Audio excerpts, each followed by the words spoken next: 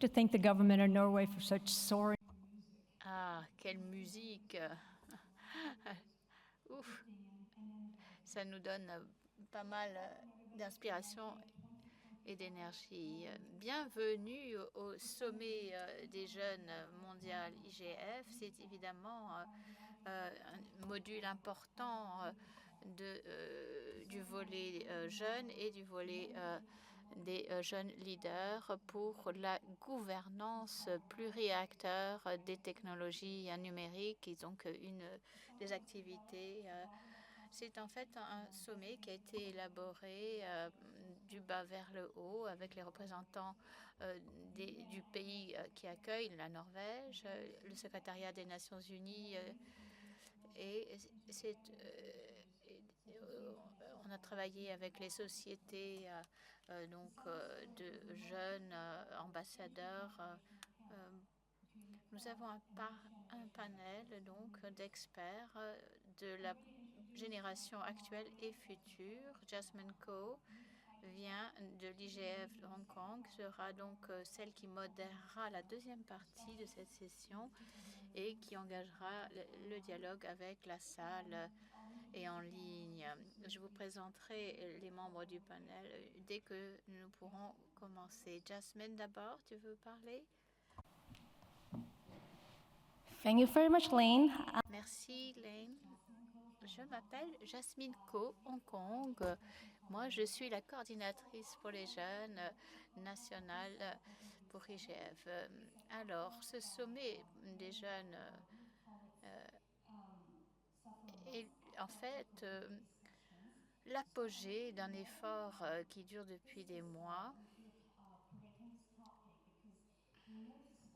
Nous avons co-créé ce sujet car nous avons constaté que les plateformes numériques font partie du quotidien de notre vie à tous. Et là, il s'agit donc de voir qu'il y a quand même des priorités telles que offrir des programmes adaptés à l'âge, aussi les gouvernements du monde entier essayent de dresser un cadre réglementaire où ils essaient de protéger les jeunes de contacts qui pourraient leur faire du mal, mais aussi protéger leurs droits humains et leur liberté. Il y a eu quelques initiatives législatives concernant la vérification de l'âge pour les médias sociaux et le contenu des plateformes. Et donc, où il s'agit d'ordonner aux plateformes numériques de mettre en œuvre un dispositif de suivi de l'âge, prévenir l'utilisation de leur plateforme à partir ou ne permettre cette utilisation à partir d'un certain âge. Donc, Lynn. Thank you. It was just pointed out that Et c'est vrai que j'ai oublié de me présenter. Lynn Seinemo. Depuis 2016 à 2019, j'étais présidente IGF et j'étais aussi pendant 14 ans auparavant présidente de la Société de l'Internet. Et j'ai vraiment l'honneur d'inviter M. Lejeune à prononcer son discours liminaire.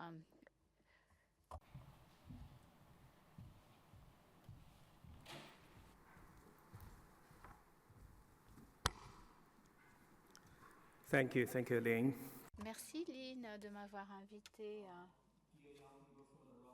Chers jeunes du monde entier, chers participants, chers amis, bon après-midi. Je vous souhaite une très cordiale bienvenue à l'IGF 2025, son sommet global des jeunes à Riyad. On a dit que le sommet mondial des jeunes souligne bien l'importance d'éduquer à l'intelligence artificielle. Et vous avez donc aujourd'hui procédé à une consultation générale et vous avez décidé de vous concentrer sur un autre sujet qui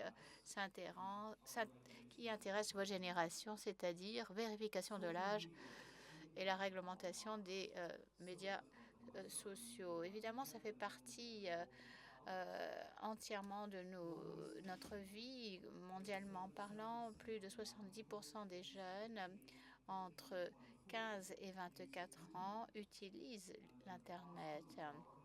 La vaste majorité, plus de 80% donc, sont actifs sur les réseaux sociaux. Or, ces plateformes, bien sûr, offrent des opportunités énormes à nous tous, mais n'ont pas été considérées comme étant nécessairement sûres. En effet, dans 30 pays, un tiers des jeunes donc sont considérés comme étant maltraités de façon première, donc être sujets de harcèlement prioritaire. Et bien sûr, on comprend l'impact du temps passé devant les écrans sur la santé mentale et physique.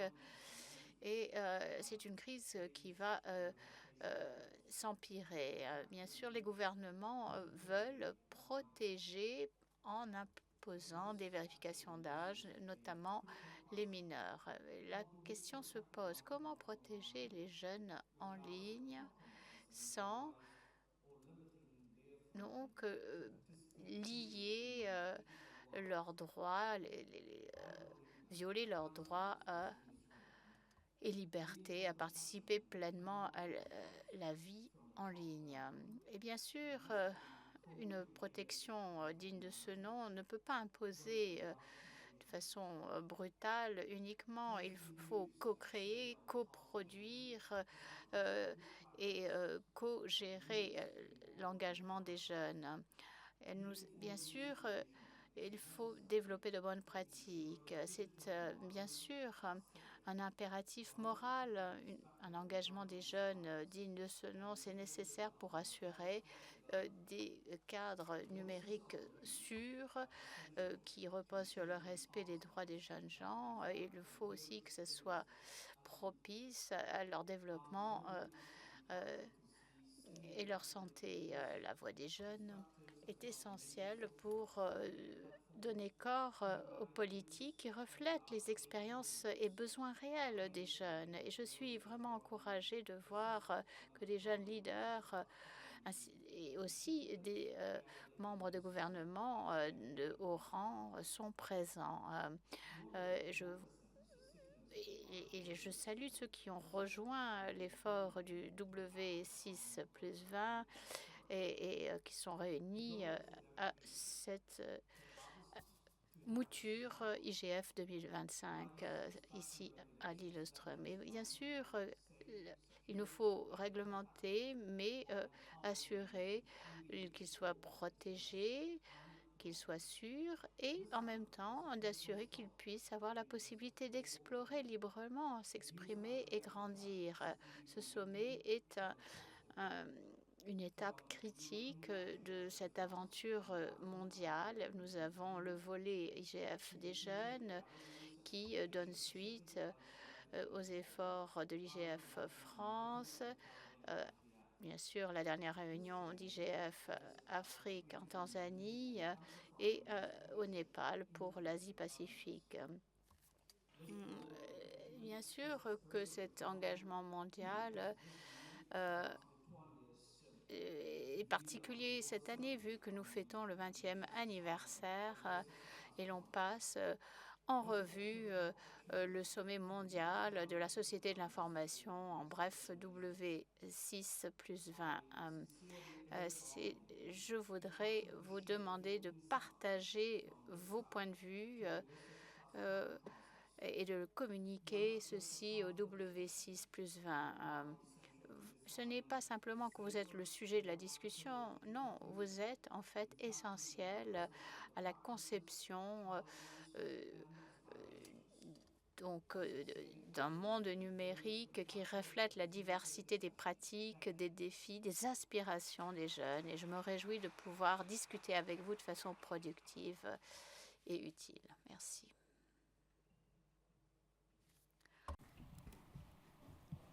Thank you. I'd like to introduce our panelists. Je voudrais vous présenter nos membres du panel. Ils ont préparé des observations qu'ils vont nous présenter. Ensuite, vous pourrez poser vos questions. Nous avons donc Amina Ramalan, Laura Rigaud. She's a student at the Federal University of Para and a research fellow with the National Council for Scientific and À l'Université fédérale de Para. Elle est aussi représente des jeunes. On va les écouter en premier. C'est très important pour planter le décor et donner le ton pour le reste des interventions. Ensuite, Martin Ruby, directeur de politique publique, pays nordique Meta. Il sera suivi par Brandon Dowling, ambassadeur des affaires cyber, ainsi que la technologie critique, gouvernement australien, ministère des Affaires étrangères. Et, bon, il est en train de faire un discours dans une autre salle, mais il va se joindre à nous dans quelques instants. Voilà. Ceci étant dit, je voudrais demander à Amina de bien vouloir nous faire part de ses remarques.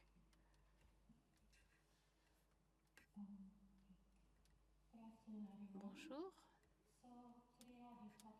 Aujourd'hui, je vais parler du rôle des médias sociaux dans la vie des jeunes, les politiques de plateforme, si ces politiques s'alignent sur la vie et la liberté des jeunes gens. Je voudrais vous rappeler la première réflexion. 77% des jeunes dans le monde utilisent Internet. Un tiers des jeunes dans 30 pays ont signalé qu'ils faisaient l'objet d'harcèlement en ligne ou encore ont été victimes de cybercriminalité. Et bon, ça fait partie donc de leur quotidien, des plateformes de création, innovation et aussi de dialogue avec leurs pairs.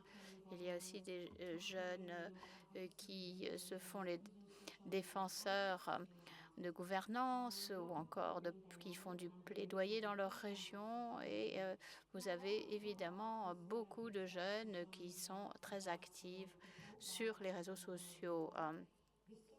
Mais ils sont et restent à risque, par exemple, des risques de cybersécurité ou encore les risques en ligne, le recrutement en ligne, le grooming, les données privées qui leur sont subtilisées. Par exemple, quelqu'un joue en ligne, un jeu innocent, mais les jeunes sont à risque que leurs données soient volées ou utilisées sans leur consentement. Ils peuvent faire l'objet donc ou être exposés à des contenus malsains. Ce n'est pas nécessairement que les jeunes gens soient en train de mettre leurs données en ligne. Quelquefois, c'est un parent et on parle d'un terme aujourd'hui qui s'appelle le share renting, c'est-à-dire les parents qui mettent en ligne des détails de leur enfant, ce qui expose l'enfant à cette exploitation de ces données sans qu'il le sache et sans qu'il ait eu la possibilité de donner son consentement aux parents. Donc voilà, il y a des politiques de plateforme. Il s'agit de voir si elles s'alignent sur les réglementations. Bien sûr, l'Internet donne la possibilité donc d'être créatif, d'être en ligne, mais ces politiques n'évoluent pas aussi rapidement que les réseaux sociaux. Les plateformes créent un effet UI ou encore, par exemple, le déroulage sans limite, c'est-à-dire pour vous encourager. Les enfants donc deviennent complètement addicts et veulent poursuivre ce jeu en ligne. et on les vise spécifiquement en tant qu'enfants.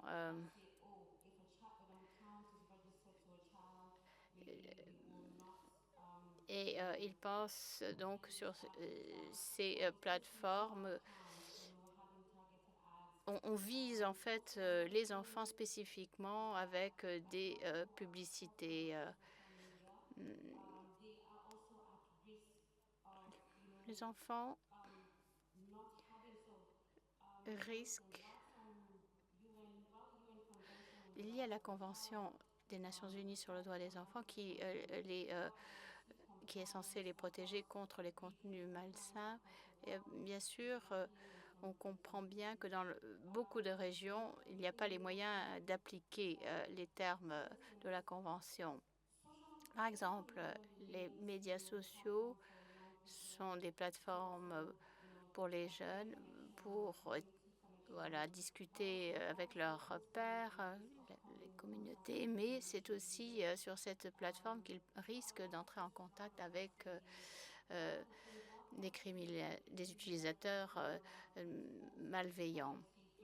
Nous avons donc la liberté d'expression, la protection, et c'est très difficile d'équilibrer ces droits-là.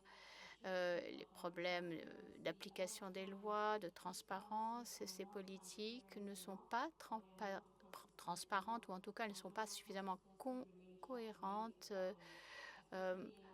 surtout aujourd'hui où l'on connaît des politiques différentes selon les pays. Donc, harmoniser ces politiques pour le bien de l'enfant, c'est toujours problématique.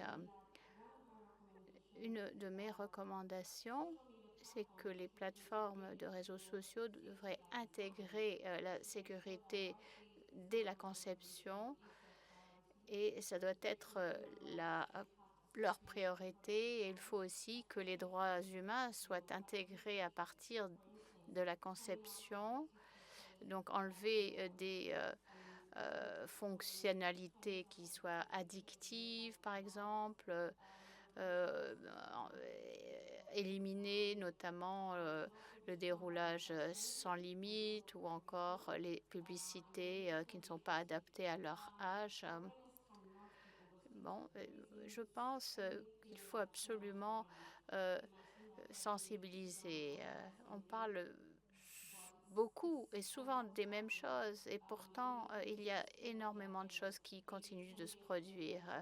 Il y a 10 ans, on parlait de comment est-ce qu'on a accès aux médias sociaux. Maintenant, quand on parle de sensibilisation, c'est comment identifier les deepfakes, et comment distinguer l'IA d'une autre provenance. Donc les plateformes doivent envisager, si un compte est ouvert et qu'il appartient à un enfant, il devrait y avoir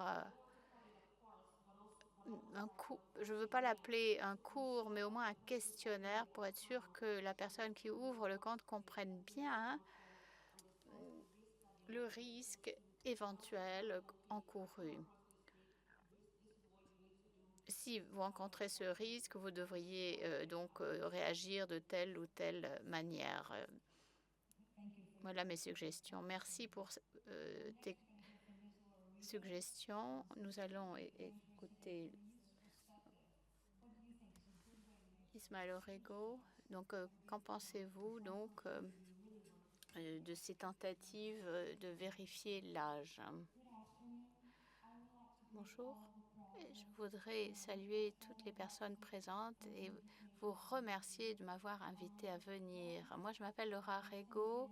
Je suis devant vous et je suis membre du programme CGI. Moi, je viens de Belém, dans l'État de Pará. Je suis étudiante en droit et je suis très inquiète de la sécurité en ligne des jeunes gens.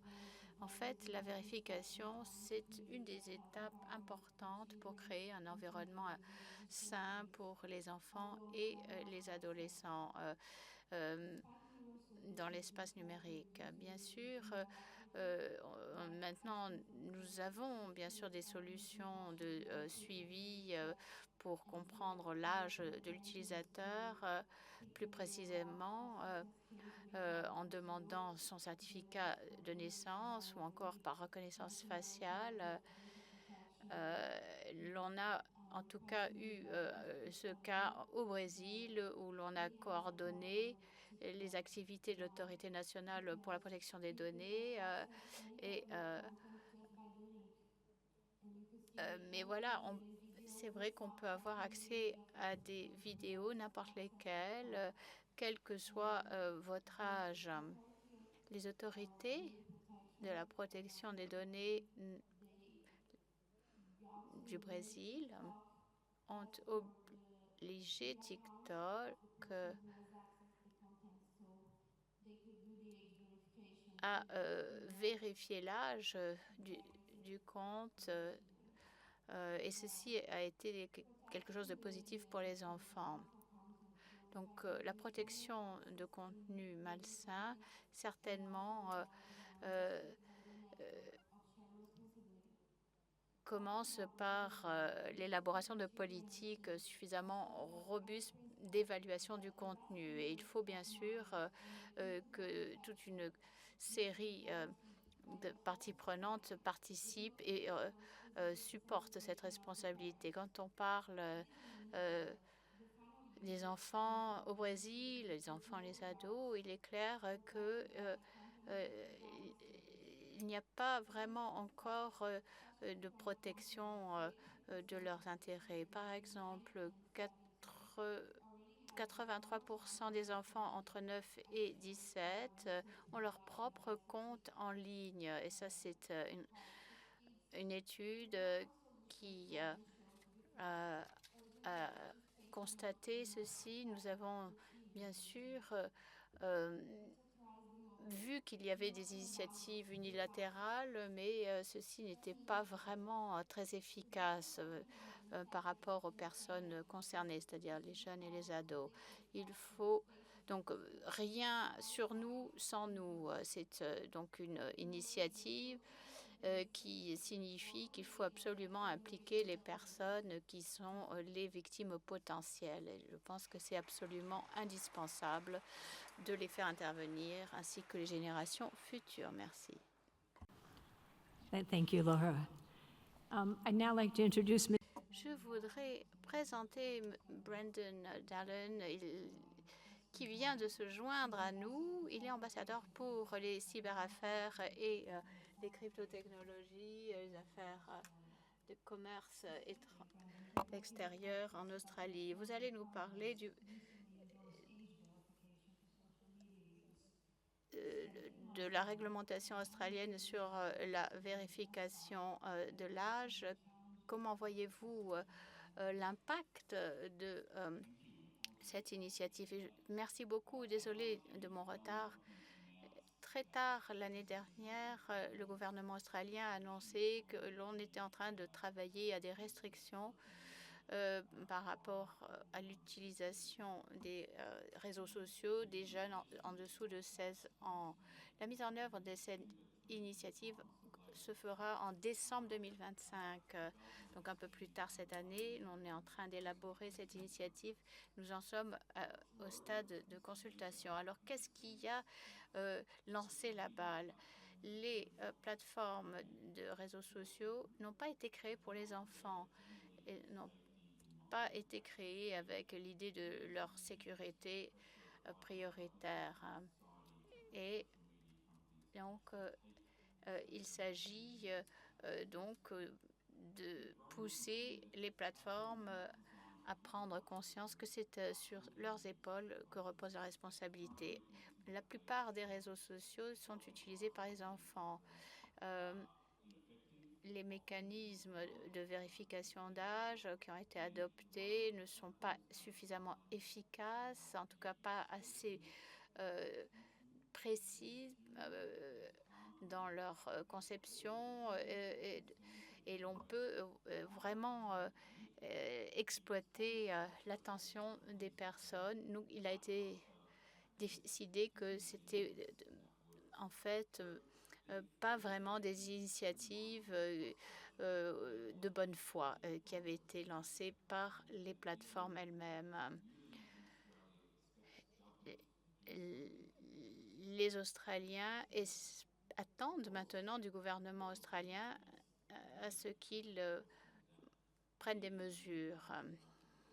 Et bien sûr, il y a beaucoup d'aspects. Il faut bien sûr une solution qui soit souple, qui soit élaborée en consultation avec la communauté, y compris les jeunes en dessous de 16 ans. Et ce n'est pas parfait. On ne va pas faire semblant. Il n'y a pas de solution de vérification de l'âge qui est parfaite et sans faille et réponde à tous les besoins. D'abord, c'est une avancée normative, c'est-à-dire créer une culture au sein des membres d'une communauté que certains contenus ne sont pas appropriés pour des enfants de moins de 16 ans. Il faut aussi créer de la friction. Ça ne doit pas être facile de contourner les mesures existantes concernant l'accès par les jeunes de moins de 16 ans à ces contenus. Et il y a eu, bien sûr, depuis des années, beaucoup d'initiatives de la part du gouvernement australien à adopter, à obliger les plateformes à adopter des mécanismes de sécurité en ligne. Mais en fin de compte, il faut qu'il y ait une sorte de mécanisme. Ce que nous faisons, c'est que nous obligeons les plateformes à faire plus d'efforts à limiter l'utilisation de leurs plateformes par les enfants. Ce n'est pas une interdiction qui est imposée aux enfants ou à leurs parents, mais c'est une exigence qui est imposée aux plateformes. Ils doivent déployer tous les efforts possibles pour répondre au cahier des charges. Donc, il n'y aura pas une liste d'outils ou un seul outil à utiliser, mais il faut permettre une certaine souplesse, travailler avec les entreprises pour voir quel type de mécanismes sont applicables. Il faut que les droits ainsi que les données privées soient respectés. Le gouvernement a dit on ne va pas mettre en œuvre une identité numérique pour vérifier l'âge. Ici, l'idée, c'est d'avoir un dispositif flexible, mais qui répond à la promesse que voilà, les enfants ne doivent pas utiliser ces réseaux sociaux, étant donné la gravité des violations qui sont possibles. Bon, voilà où nous en sommes à ce stade, et c'est seulement à partir de décembre 2025 que la loi sera appliquée. Et nous allons terminer avec Martin Ruby, directeur des politiques publiques pour les pays nordiques pour Meta. Comment pensez-vous que les entreprises, les réseaux sociaux tout particulièrement, vérifient que ces systèmes, ces outils de vérification de l'âge soient pertinents et efficaces pour tous? J'espère que vous m'entendez bien. N'hésitez pas à le mentionner s'il devait y avoir un problème au niveau du son. Alors, je suis d'accord avec beaucoup de choses qui ont été dites. J'abonde dans le même sens que vous. Et pour répondre à votre question sur la responsabilité, qui détient cette responsabilité? Je crois qu'on a toujours la même réponse un petit peu ennuyeuse qui tente à dire que beaucoup de parties prenantes sont impliquées pour relever ce défi. Parce que la vérification de l'âge en ligne, c'est quelque chose de très complexe. Je suis d'accord avec mon prédécesseur, il n'y a pas de solution toute faite et parfaite. Sinon, nous l'aurions déjà mise en place, et ce depuis de nombreuses années. C'est une question très complexe et permettez-moi de vous en dire un peu plus sur l'approche que nous avons décidé d'adopter chez Meta. Nous avons une approche en 2 étapes. Dans un premier temps, nous tentons de nous assurer de la sécurité des enfants en ligne et du contenu auquel ils sont confrontés en ligne, nous avons développé différents types d'outils et nous apprenons en continu, voir quelles sont les tendances, ce que font les jeunes en ligne, quelles sont les nouvelles technologies qu'ils utilisent pour que nous puissions nous adapter en conséquence. Nous avons plus d'une cinquantaine d'outils qui sont en place pour améliorer la sécurité des enfants en ligne et nous avons aussi ce compte ado que nous venons de lancer sur Instagram tout d'abord et ensuite sur Facebook. C'est-à-dire qu'entre l'âge de 13 à 19 ans, ou 18 ans, on a des différentes limites au contenu auquel on est exposé, aux contacts qui peuvent être pris. Donc, une protection supplémentaire. Donc pour les plus jeunes, ils n'ont pas la possibilité de retirer cette protection sans l'aide de leurs parents. Pour les plus âgés, c'est possible. Quelqu'un disait tout à l'heure que nous avons un intérêt d'avoir un contenu néfaste sur nos plateformes. Pas du tout, et j'aimerais insister là-dessus. Et il est de notre devoir de protéger les enfants aussi. La vérification de l'âge, eh bien, pour mettre en place ce compte ado et pour que les enfants soient mis dans la bonne catégorie, il faut que nous disposions d'un système de vérification de l'âge qui soit efficace. Et c'est très difficile. S'il n'y a pas d'accord de la part des parents, c'est complexe. Il est difficile de demander des informations personnelles pour vérifier l'âge des enfants. Mais Meta est une grande plateforme. Il y a énormément d'informations qui sont partagées ici.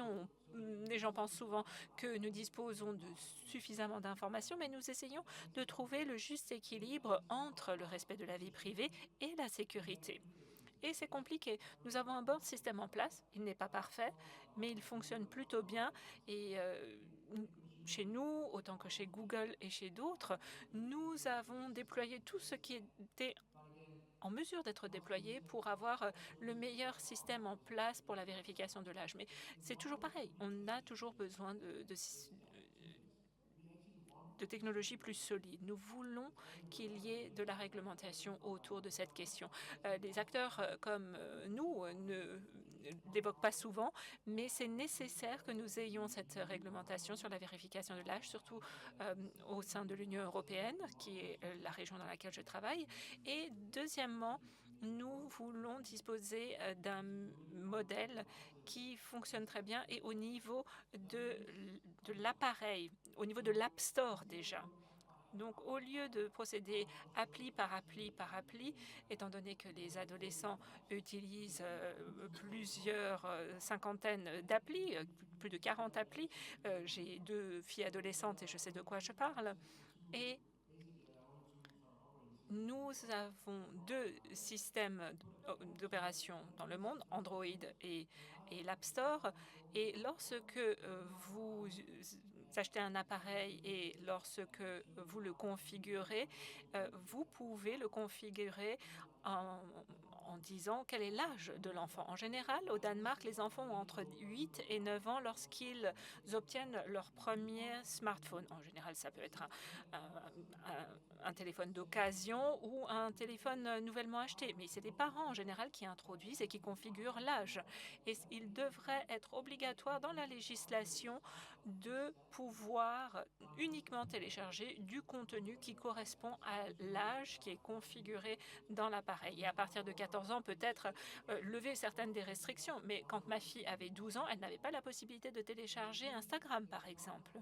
Ça, c'est quelque chose qui est absolument essentiel, surtout aujourd'hui. Et je pense qu'il s'agit d'une manière très facile de procéder et nous pensons que cela pourrait être applicable dans tous les pays en Europe. Encore une fois, c'est la région que je connais le mieux et aussi dans toutes les applis qui peuvent être téléchargées selon une catégorie d'âge. Merci. J'ai énormément de questions pour les différents panélistes. Je vais tenter de ne pas être trop longue en tant qu'animatrice, étant donné que nous voulons aussi inviter les participants en ligne et dans la salle de s'exprimer s'ils ont des questions. N'hésitez pas à tout moment d'intervenir. Nous avons des micro-baladeurs dans la salle et je sais que nous avons quelqu'un qui fera tourner les micros si vous deviez avoir des questions. Je repasse la parole à Jasmine. Oui, merci. Et j'aimerais vous rappeler que vous avez 2 minutes aux orateurs pour répondre, pour poser des questions si vous le souhaitez. Utilisez les micros qui se trouvent dans la salle et ensuite, s'il y a une participation en ligne, nous nous assurerons que les participants sur Zoom puissent aussi intervenir. Larry Maggett, je suis le PDG d'une ONG internationale et nous travaillons avec Meta, Amazon, Google, OpenAI et toutes les entreprises qui sont impliquées sur la scène numérique. Alors, j'aimerais poser une question au monsieur australien. Il n'y a aucun doute que, comme le vélo, comme le basket, sont dangereux aussi. Mais il n'y a aussi aucun doute, basé sur la recherche, qu'il y a pas mal d'avantages à l'utilisation des réseaux sociaux.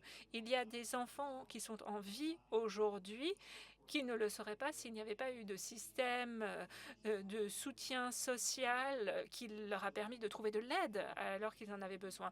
Il y a aussi des enfants LGBTQI dans des communautés où ils sont mis à l'écart, où ils sont marginalisés, qui trouvent un soutien dans les réseaux sociaux. Et il y a d'autres exemples de santé mentale aussi qui permettent de trouver un soutien. Donc là, encore une fois, pour le vélo, on a décidé de mettre en place des casques et c'est la même chose pour les réseaux sociaux. Il faut trouver des solutions. J'aimerais savoir aussi combien de personnes en dessous de l'âge de 16 ans a trouvé la mort dans un accident de vélo si on compare avec les réseaux sociaux. Donc, alors, je crois que on peut aussi causer des dommages en ne laissant pas aux adolescents avoir accès aux réseaux sociaux, justement pour des raisons de santé mentale ou autre. Oui, bon, à chaque fois qu'on met en place des politiques, il y a des avantages et il y a des risques. Mais je crois qu'on ne peut pas comparer les réseaux sociaux au vélo. Les vélos ne sont pas conçus pour exploiter, créer des outils de marketing. Je suis sûre qu'il y a des situations dans lesquelles les réseaux sociaux peuvent fournir certains des avantages qu'on a trouvés, mais lorsqu'on parle des preuves et des pratiques prédatrices pour les réseaux sociaux qui ciblent les enfants et du danger qui est documenté depuis des années et des années, et ce depuis très longtemps sur le cyberharcèlement, si l'accès au contenu néfaste. Si on mesure ces différents effets, les plateformes ne sont pas conçues pour les enfants, encore une fois, pour la santé et pour améliorer le bien-être des enfants. Alors, je ne dis pas que je ne suis pas d'accord avec votre propos. C'est un propos très intéressant, mais il est nécessaire de mettre en place un processus de consultation et nous essayons de tenir compte de toutes les perspectives et les dangers que nous voyons dans notre communauté font en sorte que nous pensons que ces actions sont nécessaires de la part des preneurs de décisions politiques. Peut-être qu'on pourrait entendre la prochaine question. Notre prochain intervenant, s'il vous plaît.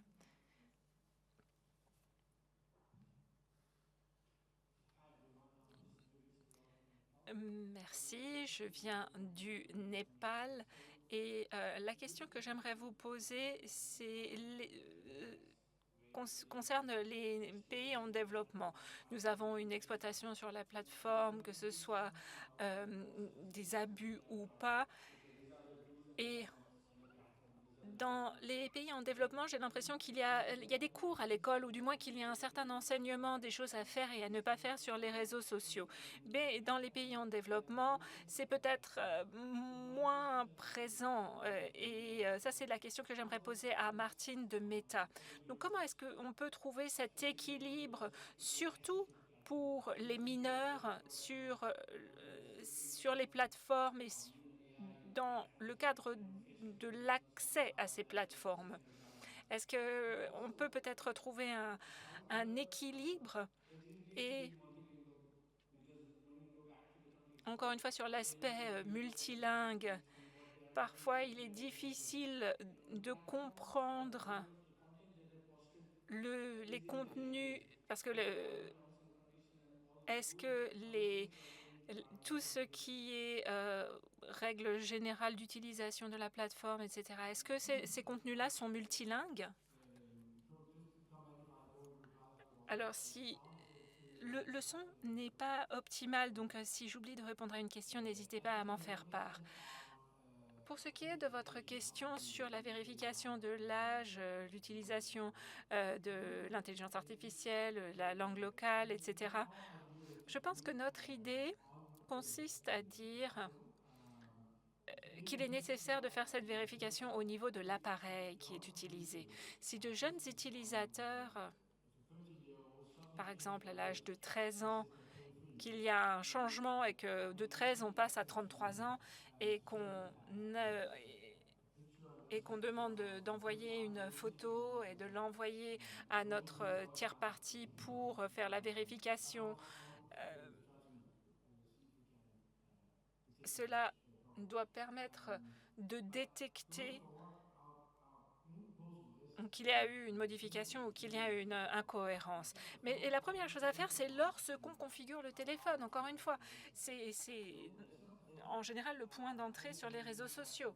Et à partir de là, il faut introduire l'âge de la personne et cela devrait être contraignant à partir de là. Dès qu'il y a un téléchargement qui est fait, et bien sûr, il peut y avoir des exceptions pour les plus âgés parmi les ados, pas parmi les jeunes naturellement. Mais nous pensons qu'il s'agit là de la manière la plus intéressante de procéder. J'espère que je réponds à votre question. Le son est meilleur si vous mettez le casque, c'est juste un petit conseil. Mais je suis désolée, j'ai oublié votre nom. Mais pour ce qui est des pays en développement, je viens d'un pays en développement aussi, le pourcentage d'enfants de l'âge de 8-9 ans qui disposent d'un téléphone portable est très très faible. En général, lorsqu'ils utilisent un téléphone, c'est celui de leur grand frère, de leurs parents. Et à ce moment-là, la personne à qui appartient ce téléphone portable ne sait pas que l'application est utilisée par l'enfant ou par le frère ou la sœur. Donc effectivement, la sécurité dès la conception, dès la configuration de l'appareil, c'est une bonne chose. Mais si l'enfant ne dispose pas d'un téléphone portable qui est le sien, surtout dans le cadre des pays en développement où vous n'avez pas un jeune enfant qui dispose de son propre téléphone portable, encore une fois, à mon avis, la responsabilité revient à l'appli et pas à l'enfant, étant donné qu'encore une fois, la configuration est celle d'un adulte, étant donné que le téléphone appartient à leurs parents, grands frères ou autres. Donc, quelles sont les étapes qui sont mises en place pour s'assurer que quand ce type de configuration se produit, l'enfant n'utilise pas une forme de vérification telle qu'elle soit, étant donné qu'il est facile de créer un profil sur un téléphone autre. Donc peut-être que cela revenait aussi un petit peu à la question que vous posiez. Merci Martine, merci Amina. Nous avons une question Zoom, mais nous allons commencer par la question sur site et ensuite ce sera la question Zoom. Je m'appelle Giovanna, je viens du Brésil et je viens du même programme que celui de Laura. C'est le programme de la CGIBA et j'aimerais revenir sur la vérification de l'âge. Pour quel type ou dans quel type d'objectif, étant donné qu'il s'agit d'avoir quelque chose qui soit plus créé sur mesure pour l'expérience des enfants ou des adolescents. Donc, d'un point de vue général, comment est-ce que vous pensez que l'expérience doit changer, surtout au niveau de la publicité, étant donné que nous sommes tous relativement d'accord sur le fait que la manière dont la publicité fonctionne en ligne est l'une des raisons pour laquelle les réseaux sociaux peuvent devenir quelque chose de toxique pour les enfants et les adolescents. Comment est-ce que l'expérience de ce groupe devrait être différente, surtout lorsque on tient compte de la politique sur la publicité? Alors, un commentaire pour démarrer. Les mesures que l'Australie veut mettre en place, ce n'est pas sur l'expérience utilisateur, mais plutôt de dire qu'en dessous de l'âge de 16 ans, personne ne devrait avoir un compte sur les réseaux sociaux. Alors effectivement, la vérification de l'âge peut toucher de manière différente les entreprises de technologie, justement lorsqu'il s'agit de publicité ciblée et autres. Cela amène des risques. Mais pour nous, la restriction de l'accès aux réseaux sociaux est vraiment ce que nous demandons instamment, plutôt que de changer l'expérience utilisateur.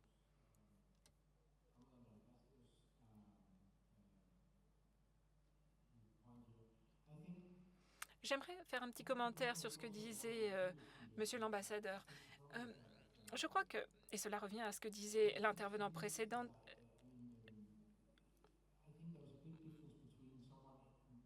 il y a une grande différence entre un jeune de 8 ans et un âge de 16 ans. Mes filles ont 13 et 16 ans. Et je vois déjà la différence. Donc, retirer la possibilité à un jeune de 15 ans de communiquer avec sa famille ou avec ses amis par le biais des réseaux sociaux, de suivre les choses qui l'intéressent, d'explorer ceci et cela, c'est très problématique. Je crois que ma fille de cet âge-là serait d'accord avec moi. Et je suis contente d'avoir aussi tellement de jeunes parmi nous dans la salle aujourd'hui, parce que j'ai l'impression que les jeunes n'ont pas forcément voix au chapitre dans cette discussion. Ça me fait un petit peu peur, parce que lorsque je parle de ma fille de 16 ans, ou lorsqu'elle avait déjà 15 ans, j'ai l'impression qu'elle a un état d'avancement différent que ce à quoi on peut s'imaginer. Je suis tout à fait d'accord avec vous lorsque vous dites que les réseaux sociaux ne sont pas créés pour les réseaux sociaux. Et un enfant de 8 ans ne trouve pas sa place sur les réseaux sociaux. Mais de dire à un jeune de 15 ans qu'il n'y trouve pas sa place, je crois qu'il est important de dire que c'est quand même un petit peu compliqué. Je dis ça au nom de ma fille. Bien, nous allons maintenant revenir à la question qui est posée en ligne. Est-ce que vous pouvez vous exprimer? Oui. Merci. Je suis aussi avec la coalition des jeunes, et mon travail est concentré justement sur les jeunes. En général, on nous parle de la protection des jeunes, mais souvent on nous déconnecte de systèmes de soutien, de recherche en éducation. Et je crois que ce qui a été dit tout à l'heure le monsieur a dit tout à l'heure était tout à fait juste. Donc moi, ce qui me pose un petit problème, c'est comment est-ce qu'on peut s'assurer que nous ayons notre chose à dire, parce que je trouve que si on met en place les mesures telles qu'elles ont été proposées par l'Australie, cela risque de nous réduire au silence. Alors, l'accès aux ressources et à l'éducation, ce n'est pas ce qui est ciblé par cette législation. C'est une législation qui cible tout particulièrement les comptes de réseaux sociaux qui sont créés par des enfants en dessous de l'âge de 16 ans. Cela ne remet pas en question l'accès à YouTube, par exemple, pour avoir un accès à du contenu pédagogique. La voix des jeunes est importante. C'est pourquoi elle a été entendue dans le cadre d'un processus de consultation. Et ce n'est pas seulement les parents qui se soulèvent contre l'impact des réseaux sociaux sur la santé mentale, sur le niveau de stress, sur le sommeil ou l'attention des jeunes. Mais c'est aussi les enfants, les ados qui souhaitent moins d'accès à leur téléphone pendant les périodes d'éducation. Je crois qu'il ne s'agit pas d'un combat adulte contre les enfants, mais plutôt d'un sentiment de la communauté dans son ensemble qui montre bien qu'il y a des effets néfastes sur les développements cérébral des enfants à cet âge, que à cet âge, il est absolument nécessaire de prendre des mesures par le biais de la politique, parce que cela fait partie de notre vie, cela fait partie de notre santé, cela fait partie de notre éducation de disposer d'un accès en ligne, mais les réseaux sociaux ont montré qu'ils ont moins d'effets positifs sur le bien-être que d'effets négatifs. Donc il ne s'agit pas d'exclure les jeunes des réseaux sociaux, mais de mettre en place quelque chose de relativement radical. Je suis d'accord avec ce qui a été dit tout à l'heure, mais c'est un chemin que nous avons décidé de suivre en Australie parce que nous pensons que les garde-fous en place actuellement par les réseaux sociaux ne sont pas suffisants pour le bien-être des enfants. Nous ne pensons pas que ça soit suffisant, donc c'est le rôle du gouvernement de prendre des mesures et d'intervenir pour la protection des enfants. D'autres commentaires? Merci, Monsieur l'ambassadeur. Vu que nous avons des personnes qui souhaitent poser des questions sur place, nous allons prendre 2 questions.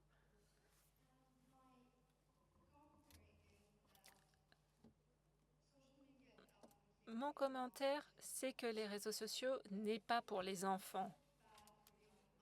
Mais c'est aussi quelque chose de négatif pour les jeunes adultes, que ce soit à l'âge de 16 ans, 18 ans, 20 ans.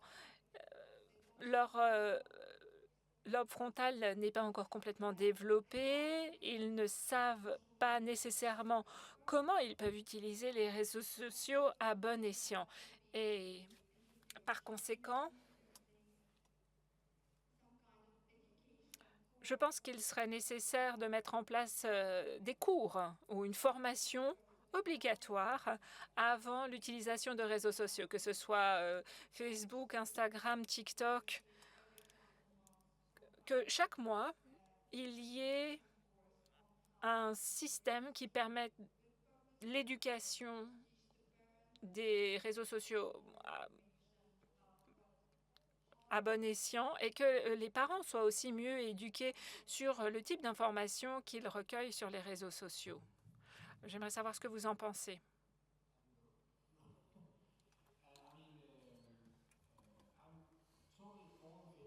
Je suis absolument en faveur de l'amélioration des compétences et de l'alphabétisation numérique. Cela devrait faire partie du cursus scolaire, étant donné que Internet ne va pas disparaître du jour au lendemain. Bien sûr, il y a certaines applis qui disparaissent, mais il y en a d'autres qui apparaîtront. Et c'est pourquoi il faut faire très attention lorsque quelqu'un dispose d'un accès à Internet.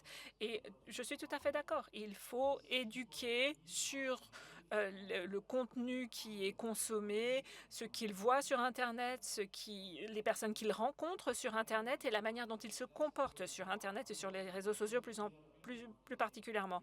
Bien sûr, nous avons une responsabilité en tant qu'entreprise. La réglementation, les législateurs disposent d'une responsabilité également et les parents aussi. Moi-même, en tant que parent, j'ai des responsabilités. Il n'y a aucune entreprise de technologie qui ne pourra résoudre tous les problèmes auxquels nous sommes confrontés tout seul. Et si je me préoccupe de ce que fait ma fille, c'est une chose, mais le gouvernement ou la réglementation ne pourra pas le faire tout seul. Je pense qu'il faut que nous nous rendions compte que tout un chacun a une responsabilité dans ce processus et que effectivement l'éducation joue un rôle essentiel. Les compétences numériques représentent la base. Quelque chose à ajouter? Nous voyons des groupes de connectivité maintenant qui se créent. Il y a beaucoup de travail qui est fait dans la région Pacifique pour qu'il y ait une meilleure connectivité dans les villages les plus reculés. Et dans les régions pacifiques, l'accès à des appareils connectés, à Internet, arrive avant qu'il y ait une éducation qui soit faite sur le numérique. Donc, c'est pourquoi cela représente un gros défi. Et je pense que l'utilisation des réseaux sociaux, euh, qui est faite par des enfants qui sont dans des communautés où leurs parents ne disposent d'aucune expérience sur les réseaux sociaux, eh bien, c'est très difficile que ces parents-là expliquent les risques, expliquent les écueils ou les effets néfastes ou préjudiciables de ces réseaux sociaux. C'est pourquoi, lorsque la connectivité arrive, il faut que immédiatement doivent être mis en place un système qui permette d'arriver à une alphabétisation et une meilleure sécurité numérique. Je crois que les gouvernements ont besoin de faire plus d'efforts là-dessus. Et pour moi, la connectivité et l'éducation doivent aller main dans la main. Intervention. Une dernière intervention en personne. J'espère qu'on m'entend. Je m'appelle Cosima, je travaille à UCL à Londres dans le laboratoire de la parole numérique. Et avant, j'étais aussi au centre qui travaille sur le thème de l'Internet donc voilà, pour ce qui concerne l'éducation numérique et la flexibilité de l'interdiction générale, donc je ne sais pas, donc est-ce que vous voulez moins de souplesse et si on ne veut pas, si on veut donc une législation qui reste souple et pas seulement une seule possibilité de mettre en œuvre ces interdictions, est-ce que cette législation est suffisamment robuste et si ce n'est pas ça, alors qu'est-ce qu'on peut faire en plus au niveau donc de l'éducation au numérique sur les plateformes? C'est pas nécessairement la faute de la plateforme, mais c'est quand même sur les plateformes que se produisent finalement les faits. Je voudrais avoir plus de détails là-dessus. Et votre question est quand même extrêmement complexe, et c'est pour cela qu'au niveau politique, on essaye de jauger le degré de souplesse possible, nécessaire, et ça implique tous les membres de la communauté qui développent cette politique. Je ne dis pas que ce qu'on est en train de faire est en train de faire est parfait, mais on essaye d'entreprendre des mesures raisonnables. Qu'est-ce que ça veut dire raisonnable? Eh bien, souvent, on arrive donc à des essais dans les communautés. Est-ce que vous pensez que c'est raisonnable? Eh bien, après, on peut ester en justice si ce n'est pas le cas. Mais il peut y avoir des abus et on invoque donc le besoin de souplesse, etc. Et c'est comme ça qu'on avance peu à peu. C'est certainement un domaine de légifération nouveau partout dans le monde. C'est aussi donc un domaine technologique nouveau. Et pour l'instant, nous pensons que c'est la bonne démarche. Mais il y a bien sûr tout un éventail de mesures possibles pour les entreprises. Laissons les alternatives proliférer et voyons dans le temps s'il y a coalescence et si on arrive à des solutions meilleures. C'est toujours mieux que d'être prescriptif et d'imposer par la loi.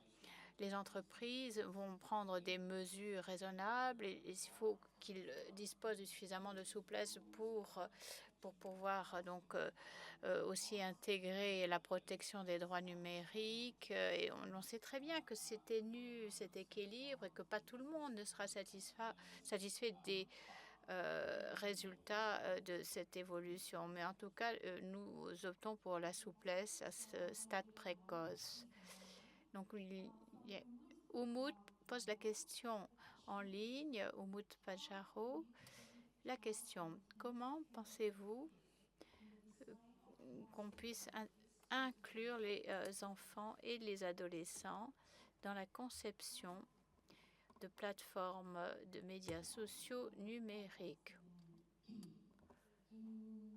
Eh bien, je voudrais commencer par dire qu'en 2020, au début de la pandémie Covid-19,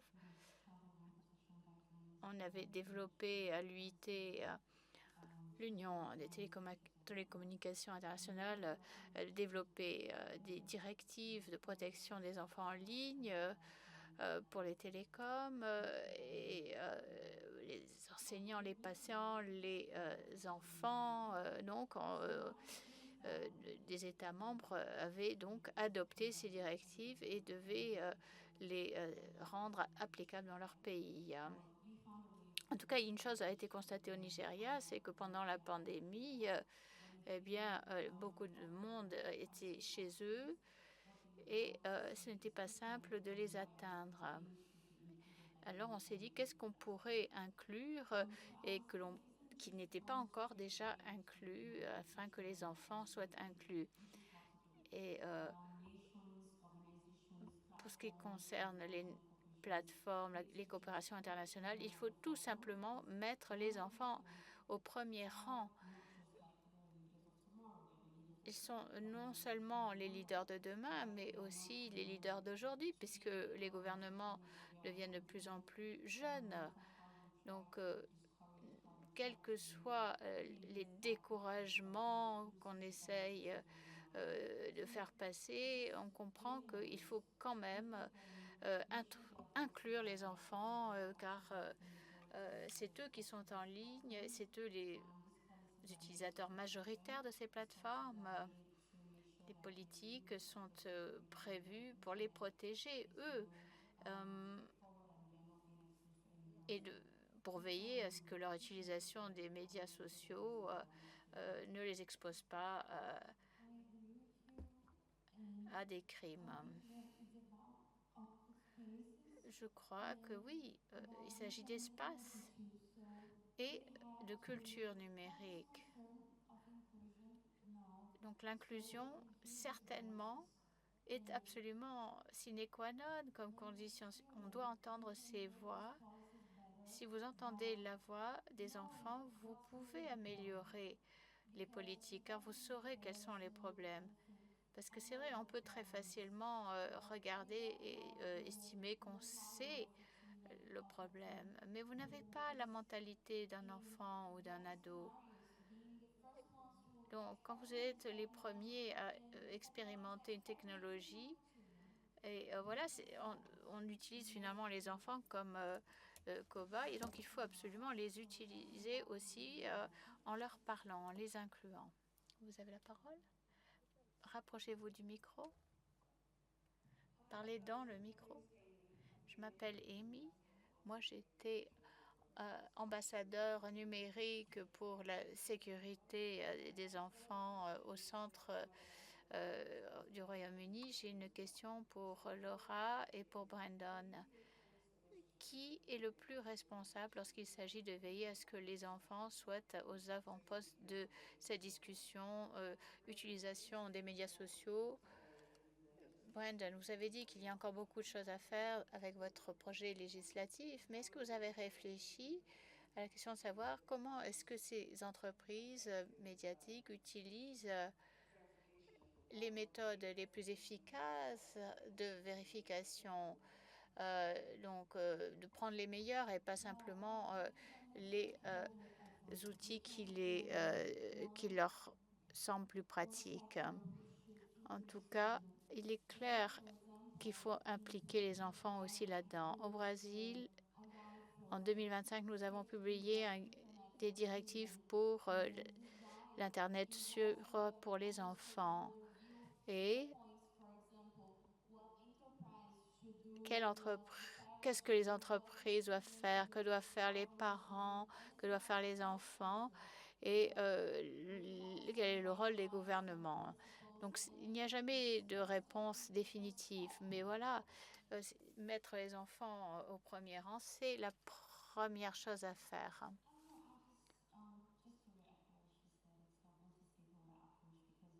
Et je voulais simplement abonder dans le sens de ce qu'a dit Laura. Il est clair que là où s'arrête la responsabilité d'une partie prenante, c'est là que commence la responsabilité de l'autre partie prenante. Voilà, quand les parents emmènent l'enfant à l'école, après c'est les enseignants qui prennent la relève. La responsabilité donc de l'établissement et après c'est donc les gouvernements qui sont amenés à intervenir. Donc c'est une approche pluri-acteur qui est absolument indispensable. Oui, j'aime beaucoup votre question. Il y a plusieurs façons de suivre cela. D'abord, nous avons une commission qui s'appelle la commission de sécurité en ligne. Parmi les mesures, il y a la transparence dans l'utilisation des outils. Comment est-ce que les entreprises utilisent ces outils? Quels sont les impacts? Et ça, certainement, la commission sera mandatée pour suivre cela. Et les outils les plus efficaces, pourquoi est-ce qu'ils ne sont pas utilisés? Eh bien, il y aura la possibilité de dire que voilà, ça c'est utile et ça ne l'est pas. Bon, ça ne sera pas simple, mais nous allons bien sûr nous en remettre à la transparence des plateformes, de collaborer avec le gouvernement. En tout cas, c'est pour cela que les attentes des communautés sont importantes. Les plateformes de médias sociaux, c'est une chose, mais il faut donc qu'ils répondent aux attentes des communautés. Car c'est ces communautés qui demandent des comptes aux plateformes. Et il y aura aussi une bonne visibilité pour voir si c'est efficace.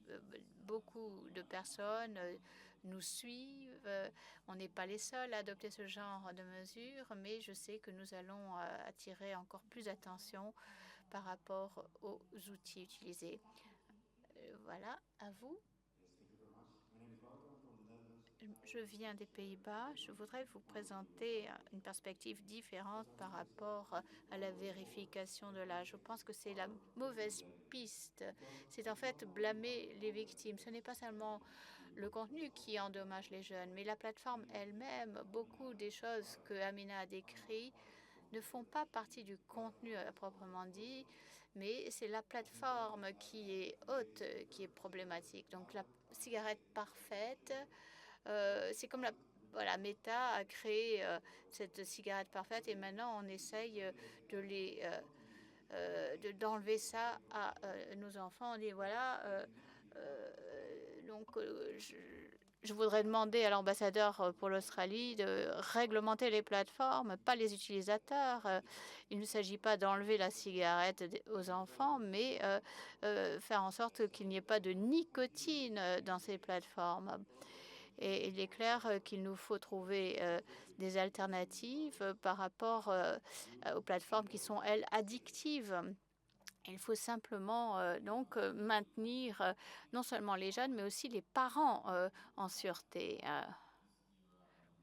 Bon, si l'on prend les 15-20 dernières années, on pourra dire, je pense, que il y a eu énormément de choses qui ont bougé, des pratiques qui étaient considérées comme acceptables sur les plateformes, eh bien, ne vieilliront pas bien dans le temps.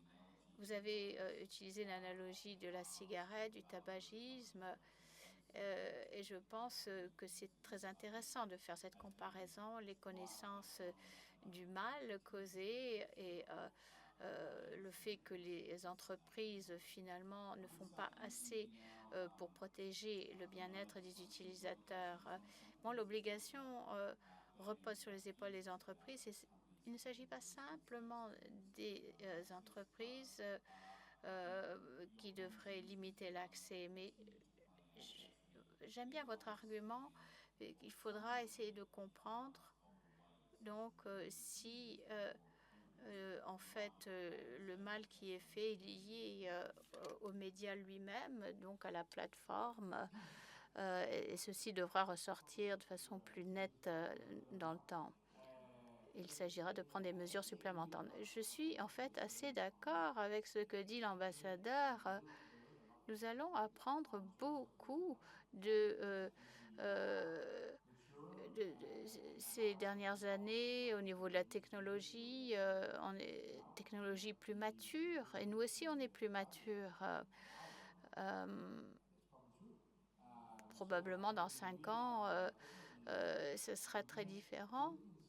Il y a des milliards de gens qui utilisent nos plateformes. C'est volontaire, ils le font de leur propre chef parce qu'ils aiment bien le faire. Et moi-même, je le fais.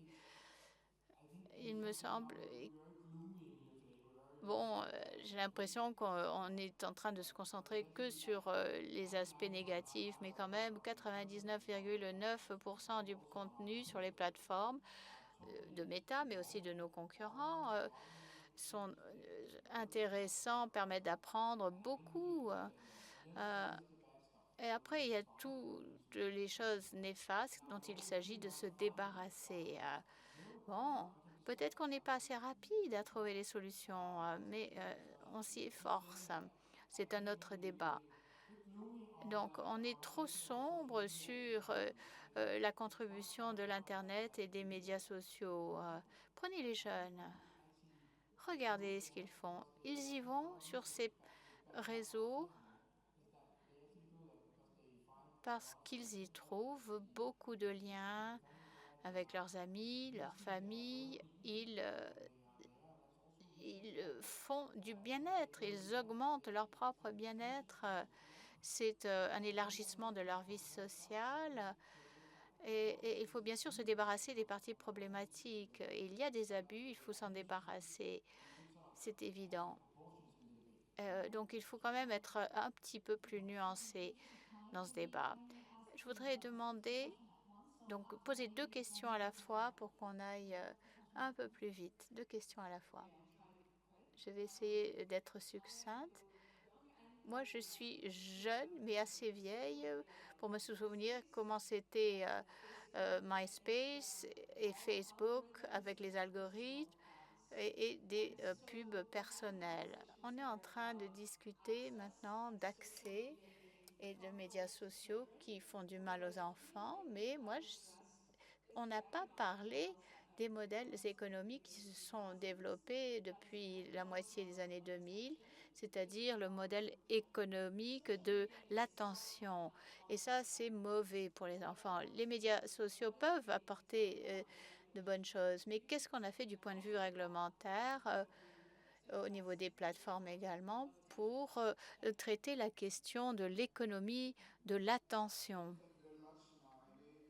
Bonjour, je m'appelle Louvo Cré, je suis président du Forum de la jeunesse d'Afrique australe des jeunes sur Internet. On a organisé le Forum d'Afrique du Sud sur la gouvernance de l'Internet. C'était au mois d'avril dernier. Et il y a eu vraiment beaucoup d'attention accordée par les participants au sujet de la vérification de l'âge et la sécurité en ligne. Est-ce que vraiment on est en train de poser la bonne question? Est-ce qu'il ne faudrait pas moins s'intéresser à la vérification de l'âge des utilisateurs plutôt que de vérifier la responsabilité des plateformes qui profitent des données et de l'attention des jeunes?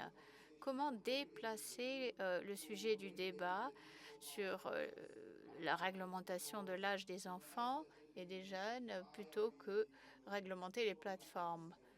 Pourquoi est-ce qu'on parle de la cigarette alors que la cigarette est fournie par les propriétaires numériques? Donc, surréglementer les médias sociaux, c'est une chose, mais prenons donc le bureau du grossiste, c'est-à-dire des plateformes, plutôt que uniquement se concentrer sur les utilisateurs. Je vous demande d'être très succinct dans vos réponses. Moi, j'adore vos questions, les deux questions. C'est vrai que les réseaux sociaux changent pour maximiser, et votre phrase a été complètement géniale, pour vraiment faire de l'économie d'attention. Si vous avez utilisé X récemment, c'est vrai que on aurait du mal à conclure que la façon dont ça vous rive votre attention, on ne pourrait pas en déduire que c'est bon pour votre bien-être social ou autre. Bon, bref, on essaye de vraiment s'adapter au sujet et d'avoir plus de transparence. Il n'y a pas de réponse facile. Mais pourquoi je travaille dans ce domaine? Parce que c'est un domaine de politique publique où on est amené à appréhender les problématiques les plus complexes. En tout cas, je suis admiratif devant vos arguments. Je répondrai à la dernière question que je vous recommande de ne pas adopter cette approche. Bon, bien sûr que je suis biaisée, mais la vérification de l'âge, si vous voulez assurer la sécurité des enfants en ligne, il faut vraiment passer aux aspects pratiques de la vérification. En Europe, on parle de cette réglementation depuis 10 ans. La vérification, c'est encore une lacune. Il faut vraiment boucher cet échappatoire, autrement on n'arrivera à rien du tout. Il faut absolument se concentrer là-dessus d'abord. Et bien sûr, les modèles commerciaux, les algorithmes, bon, vous pouvez en vérité consulter, voilà, je veux que les fils soient chronologiques, vous pouvez le faire. Je ne vous recommande pas en tant qu'utilisateur, mais vous pouvez le faire.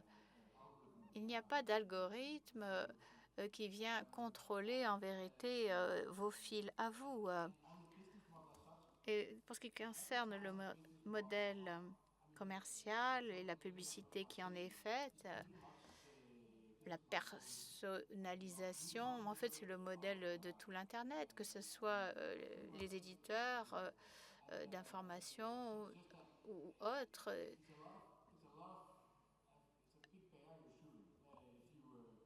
C'est un très gros ours que vous êtes en train de prendre en ligne de mire si vous parlez de ça.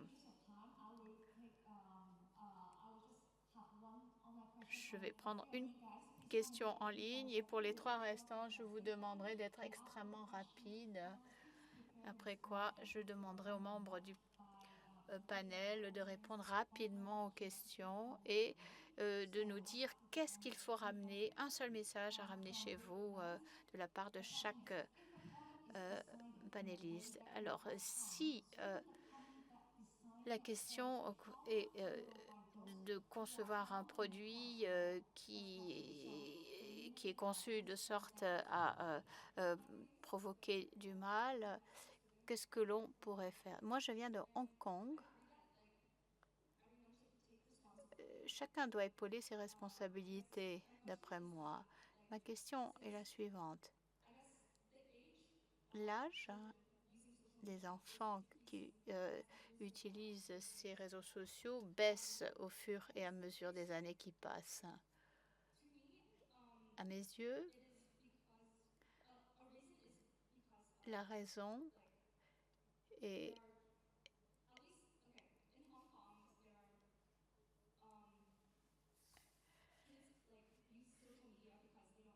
les enfants utilisent les réseaux sociaux car ils n'ont pas de choix. Ils sont sur leur tablette parce qu'il n'y a rien d'autre. Et c'est comme ça que les parents les occupent.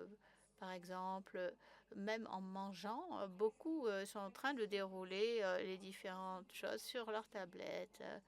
Et peut-être que les parents pourraient intervenir pour diriger l'attention des enfants, les éloigner des médias sociaux. Moi, vous savez que moi je vais à un pensionnat. J'interromps, mais vous avez dépassé votre temps de parole. Highland. Moi, je suis étudiante en politique et sciences d'Allemagne. On a vu un changement mondial vers des positions de plus en plus extrêmes. Et les réseaux sociaux amplifient, voire radicalisent ces positions. Beaucoup d'acteurs politiques les utilisent pour s'adresser à des publics plus jeunes. Ma question, comment voyez-vous le rôle des technologies par l'utilisation par les gouvernements et les compagnies de technologie? Est-ce qu'il faudrait donc en pencher l'utilisation abusive de ces plateformes à des fins de radicalisation politique? Est-ce qu'une intervention est appropriée? Il y a des modules de vérification des faits qui existent déjà sur Facebook.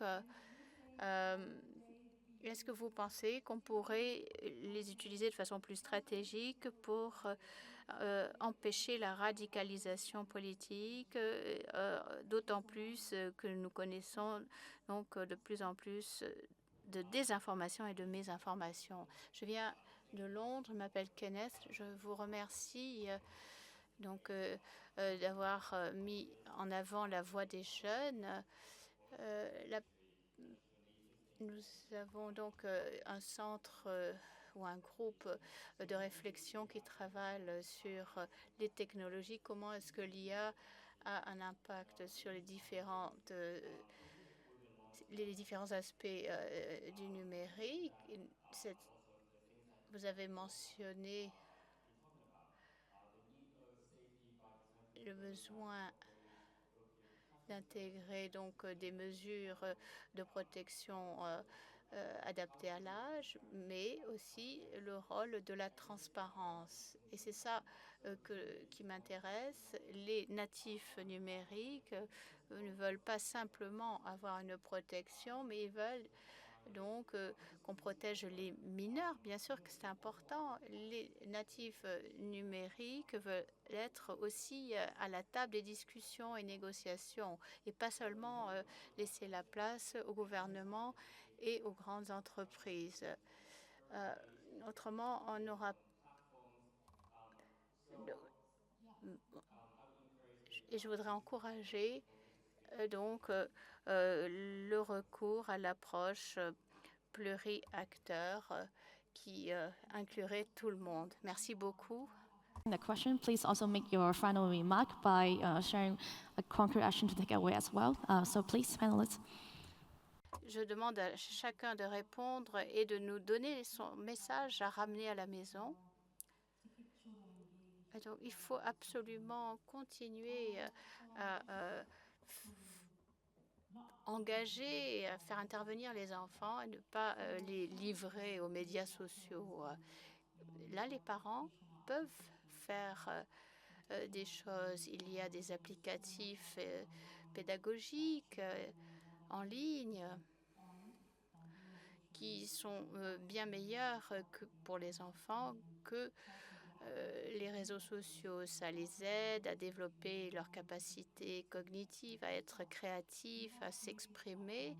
Il y a des plateformes de créativité où les enfants peuvent découvrir s'ils sont bons dans ceci ou cela. Et il y a le codage, comment raconter des histoires, la musique aussi. Il y en a beaucoup de plateformes et aussi des plateformes qui encouragent à l'apprentissage de l'analyse de problèmes ou encore créer des podcasts, écouter des podcasts et des audiolivres.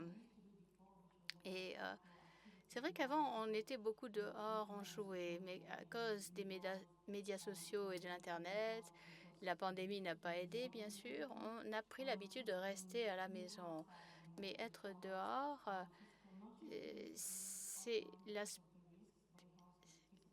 c'est bon pour la santé physique et réduit le temps sédentaire. L'on est beaucoup assis, même en tant qu'enfant, ce qui est très mauvais. Et pour finir, une action concrète que je vous propose. Nous parlons beaucoup de sécurité par design, mais il faut absolument miser sur la sensibilisation. L'ambassadeur a parlé de la situation où les parents n'avaient pas accès à Internet ni aux réseaux sociaux. Donc il faut absolument pas seulement exiger des plateformes qu'elles fassent les choses correctement, mais éduquer les parents, les enfants, les acteurs politiques et en sensibilisant, je pense, à la sécurité en ligne. Par exemple, aujourd'hui, on pourra donc insérer ces mesures de sensibilisation dans les programmes scolaires, avant, on expliquait qu'est-ce que c'était qu'un moniteur, qu'est-ce que c'est qu'un ordinateur, mais on leur apprend également, si vous êtes sur un réseau social, eh bien, voilà ce qu'il faut faire pour rester en sécurité. Merci beaucoup, Amina. Ambassadeur? Oui, je vais... donc, responsabilité, par rapport à des violences causées par un contenu en ligne. Évidemment, dans le droit américain, il y a un bouclier qui, en fait, fait que c'est la personne qui a posté le contenu qui est responsable et pas la plateforme. C'est comme ça que la loi est prévue là-bas. Et donc, et même si elles sont responsables, les plateformes ne prennent pas les mesures pour prévenir ces contenus potentiellement délétères. Et donc ça, c'est une affaire qui est en cours actuellement. Moi aussi, j'ai des enfants jeunes et voilà, ils s'ennuient, ils sont fâchés, ils ont faim, voilà. Bon, bien sûr, on peut aussi devenir de mauvais parents et les laisser faire, mais il faut quand même... c'est vrai que s'ennuyer, c'est absolument indispensable pour devenir créative. Il faut avoir la faculté de s'ennuyer et ça, c'est important. Et quand on sait ça, quand on est parent, bien sûr, ils peuvent être très, très embêtants. Mais voilà, si on ne permet pas ces moments-là, eh bien, et qu'on les occupe tout le temps, eh bien, on ne fait pas la bonne chose en tant que parent. Mais en tant que parent, il faut aussi épauler ses responsabilités. Abus des plateformes par les acteurs politiques, extrémistes, pour poster des messages radicalisés. Bon, Meta, on doit quand même reconnaître que les algorithmes ont été manipulés par des extrémistes. Et là, Meta a pris la chose au sérieux pour répondre à cela. Donc, je pense qu'il n'y a pas de dérive dans ce sens. C'est sûr que diffuser les contenus extrémistes, des contenus qui vont diviser la société, ce sera toujours un risque important sur ces plateformes médiatiques. Et les jeunes doivent absolument s'impliquer dans la gouvernance, la transparence, accès aux recherches. Et ça fait partie donc d'une bonne compréhension de ce qui se passe sur ces plateformes. I would like to comment. J'aimerais faire un commentaire sur ce que vous venez de proposer comme argument. Oui, c'est un argument valable, mais il faut aussi prendre le problème par la lorgnette de quelqu'un qui est dans un pays en développement. Il est facile de dire que lorsqu'on vit dans un lieu qui est sûr, on peut emmener l'enfant au parc pour le distraire. Mais lorsque vous vivez dans un pays qui est dangereux, il est beaucoup plus difficile et dangereux d'emmener un enfant au parc. Lorsqu'il n'y a pas beaucoup de personnes qui vous aident, si vous êtes une mère célibataire par exemple, il est très difficile aussi de prendre une douche tout simplement sans être embêté. Donc c'est vrai que c'est souvent dans ces situations de vulnérabilité qu'on tente à utiliser ou à avoir recours à ces outils pour pour aider les enfants. C'est un petit peu comme avoir une nourrice à domicile, quelqu'un qui s'occupera de votre enfant pendant quelques instants. Mais c'est aussi quelque chose qui est nécessaire et qui doit être proposé par le gouvernement, de disposer de cette sécurité, de pouvoir emmener son enfant au parc. Donc encore une fois, et lorsque on prend ce problème de la santé, de la sécurité de l'enfant, il faut aussi tenir compte des différentes restrictions. Alors, j'aimerais répondre à la deuxième question qui a été posée, c'est-à-dire prioriser l'aspect de la modération et la liberté d'expression. Je pense que c'est très intéressant, effectivement. Que laisser Qu'est-ce qu'il ne faut pas occulter? C'est très important lorsqu'on parle de la sécurité des enfants. Quelles sont les limites? Quelles sont les frontières? Et c'est vrai qu'il est parfois difficile de voir quelle est la limite. Naturellement, on a la pornographie, le terrorisme, là, une ligne claire est tirée. Mais il y a certains contenus où la limite est beaucoup plus ténue. Donc, lorsqu'il s'agit de mésinformation, par exemple, lorsqu'il s'agit de contenu d'opinion, quand est-ce que ces opinions ne peuvent pas être entendues ou par qui ne peuvent pas être entendues. Donc encore une fois, parfois on est dans des situations qui sont un petit peu plus difficiles, où c'est beaucoup moins manichéen, il est beaucoup plus difficile de prendre une décision. Et par le passé, nous avons tenté de mettre en place des systèmes algorithmiques, mais là aussi, il a fallu revenir sur certains des processus que nous avions mis en place pour pouvoir définir ce qui peut être dit et ce qui ne peut pas être dit.